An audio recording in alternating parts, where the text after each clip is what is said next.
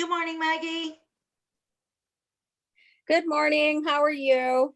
I'm doing well. It's a beautiful sunny day, so I can't complain. So we are on, It's sunny here as well. we are on session 3 of our death chats. And these chats are just little chats to help people understand what a death doula does, and just give you some information, because it is doula month in April, so we're just doing these little chats. So session 3, we're going to continue on with some of the services that death doulas offer. And as we mentioned, death midwives or death doulas can pick and choose. They don't specifically offer every service that they were trained in. Some specialize in some. So we're going to get Maggie going right away. And Maggie's going to talk about something that's very near and dear to my heart. And I know it is for Maggie as well. And I believe that when most families understand what it is, it would be near and dear to their heart as well. So Maggie, let's give you the floor and you talk about ritual and what that is and why is it necessary and what does it even mean and your experience with it. Right. Okay. So another term that we use for the ritual is vigil planning. Rituals before and after death, but directly I want to talk about vigil planning, because as somebody's in the death journey, you can decide and they can decide what they want that to look like. It's kind of weird to say it right away. What do I want my death to look like? But it's a real conversation that makes things easier if you have that conversation. And that's why I always encourage my clients to have this conversation with their loved one for end of life. Do you want music playing? That's how I incorporate aromatherapy. Do you want flowers in the room? Do you want somebody to sit by your bed and read you a book?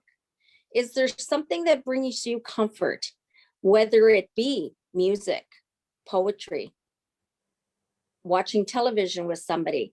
Each individual client can decide what their ritual plan is. Not everybody has a quick and easy death. For some people, death takes a while. The process takes a long time. My mom was in the process of dying for close to 12 weeks. So there was 12 weeks of time planned out of how I can show her love, even though she's in an unconscious state. How can I do that? Yes, I do that through baths, rubbing lotion on her, but it was also important for my mom. She always said, I don't want flowers after I'm dead. I want them while I'm living. So for me, it was very important every few days to get fresh flowers for her room. I didn't know if she could see them or not, but I would sit and tell her what they were. We'd talk about those flowers. Today you have roses, Mom. This is the color of them. This is what they smell like. I'd put them up so she could sniff them if she were able to get that scent. And that's the kind of ritual planning that I talk about when I'm talking about vigil planning. What do you want that vigil time to be like? A lot of people on their death journey decide who they want there. Do you only want your family? Do you want friends? Some people are very specific that they don't want people to see them dying. They want it to be a very private event. And that's something that we respect as well. And we try to get family members to get on board with that if that's what our client wants. And I think personally, as you do too, Tamara, that vigil planning is very important for you to have that end of life journey that you want, because it's important. So I would say, Maggie, if anyone's listening, let's give them a little challenge. Why don't you sit down when you have some quiet time and take a piece of paper and a pen and try to sketch out what your death looks like? Maggie and I have both done this. It's a fantastic exercise to put it in perspective. Like, I've seen some of my clients that wish to die at their cottage. So their picture is, if they have that opportunity that they were diagnosed, they would spend their last time at their cottage. So each individual may have a different plan, but as you said, some may just be, no, I want to die in the hospital. I'm very private. I don't want anybody in the room.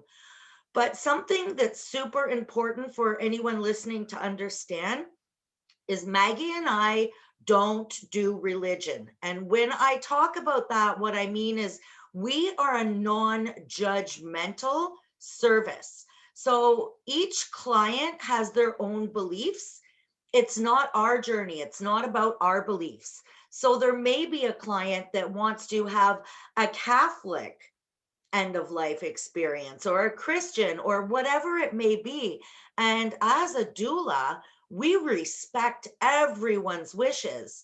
So for us, I've even had a client ask me before, well, what do you think? What do you believe?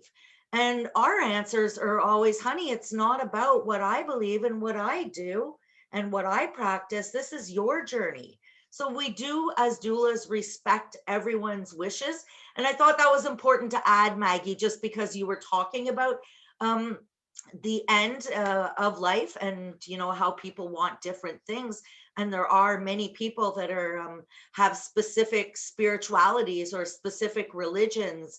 Maggie and I had the experience once that we knew someone who was dying, and they were working with us, but they believed that they had done a lot of wrong in their life. And when I say that, we had to respect that. And for them, they didn't want any sedation at the end of life. They believed that the pain that they would have was coming to them because of pain that they've caused. So again, as doulas, we can't change people's beliefs or sway them. We simply respect them non-judgmentally. Super important, right, Maggie? Absolutely. And sometimes that keeping your views to yourself is a difficult process.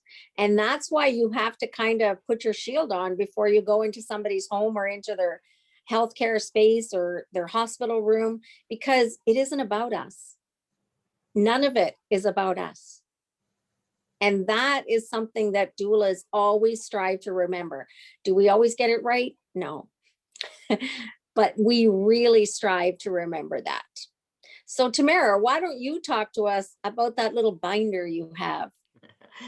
So I have quite a little bit of a quirky personality. So for me, my journey throughout this whole process of becoming an end of life doula or a death doula, I really bring it to light. I talk about it to everyone, my son, my grandchildren. When I first started the journey, they thought it was morbid. Now they just simply know I'm crazy and I'm, I'm just quirky like that. But it's so important not to wait until your last days to create an end of life plan. So when I say that, you can be 20 and say, you know what, I'm going to create an end of life plan. You don't have to be terminally ill. It's better to have that plan, and then you can put it away and live well while you're here. Obviously, throughout the years, things change, and you can go back and you can change some of the information in it. But for myself, I created a binder, and the front is a little bit sloppy. I might bedazzle it up. But with my crazy personality, I have on my binder, this is the I'm sorry, suckers, I'm dead binder. So my son knows where this binder is. And when you open the binder, I've created a note on exactly what it is I want to happen with my body, how I want to be, cremated, where I want to be laid to rest, what I want around me, all those things that Maggie was just speaking of. I have them here. So there's no guessing game. There's no, one sister would say, oh, Tamara wouldn't want that. And then my son would say, oh, yes, she would. It leaves all the questions out of it because Tamara wrote what she wants. Super important for everybody to understand.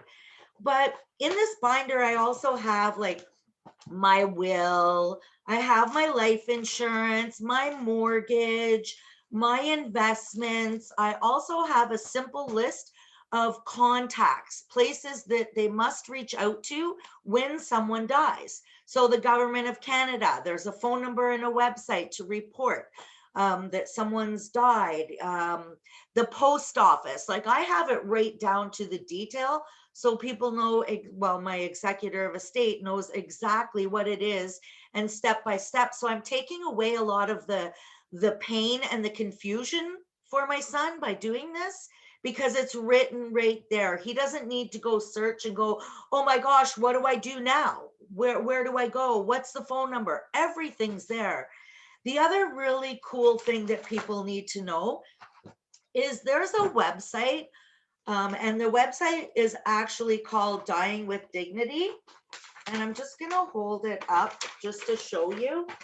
So Dying with Dignity, and I'm going to post these websites underneath the chat. Dying with Dignity is a fantastic resource.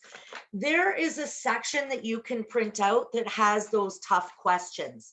You have to sit down and really think about them. Like, at the end of life, if I'm unconscious, do I want a feeding tube? Do I want to be sedated? How long is acceptable for me to be on life support? Specific questions, like right down to the nitty gritty. And there's quite a lot of them. But again, it takes out the guessing game.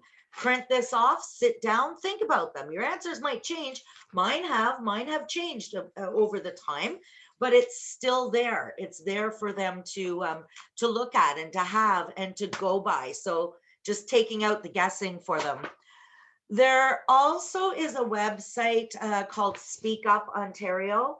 This is a fantastic website as well. It gives you resources on how to talk about death and what is the hierarchy when you die. Where does everything go to? Who, there's a lot of moving components when people die, and people don't really realize that. I know my mom used to say, well, when I'm dead, I won't care. Anybody can do whatever they want. And I used to laugh and I thought, that's great. That's so true, Mom. But that's not how it works. When you die, especially if you're not only you and your spouse or only you and one child, there are a lot of family dynamics that take place to remove all that frustration and to help people be able to grieve you properly. It is so important. I want to say it's imperative that you get this plan together regardless of your age. Put it away. When things change, you can pull it down and you can change it again. Just a quick example is I just moved. So now I'm not going to have them ship my body all the way to Crystal in Niagara Falls at Essential Funeral Homes. Obviously, I'm going to be looking for something different. So I just wanted to let people know that there are resources available. We also have funeral homes can give you free booklets on planning. This is one I have from BC. When my uncle and aunt were dying in BC, I went out to BC. And this one is a Dignity Memorial Personal Planning Guide. So it's a guide. It even gives you an area of, here's the people you need to call when I die. And you put your relationship, the phone number, and the name of the people. So it gives you questions to ask yourself and things that you would go, oh, I didn't even think of that. Of course, I need to leave that information. There's also a book and a website. You can go on the website and order these free books. I couldn't find mine from all the move. I know it was here all week, but now I've put it somewhere. But Maggie, you have one there. If you could just show them what the book looks like. A Guide to Death Care in Ontario. Everything you need to know. Fantastic resource. Again, free. And it's from the BAO, and we'll post the website for that as well. So that kind of sums up our talk today. We wanted to talk about and give you the challenge of thinking about your dying moments. Obviously, not everybody has that opportunity. You could die in a car accident. You could die of a sudden cardiac arrest, right? But if you have this book, everyone will know what to do if you have it all laid out for them. So super important to plan and to think about what it looks like when I die. What is it going to look like for me? So go ahead, Maggie, anything to add before we close up? just that all of these options give you the chance to have a good dying journey. Excuse me. Perfect. So that's it for today. We were going to talk about some of the laws and regulations, as I mentioned in the last session. But as I was reviewing topics, we kind of thought this is pretty complex and it's robust. So that topic will be starting, I believe, next week. We'll start breaking that down for you. But we just wanted to continue on with the services that doulas offer. So again, thank you for listening and taking the time, and think about it. Talk to people. Talk to people about what it looks like when you die. Have a great day, everyone. And remember, it doesn't happen sooner just because you discuss it. Yeah, perfect.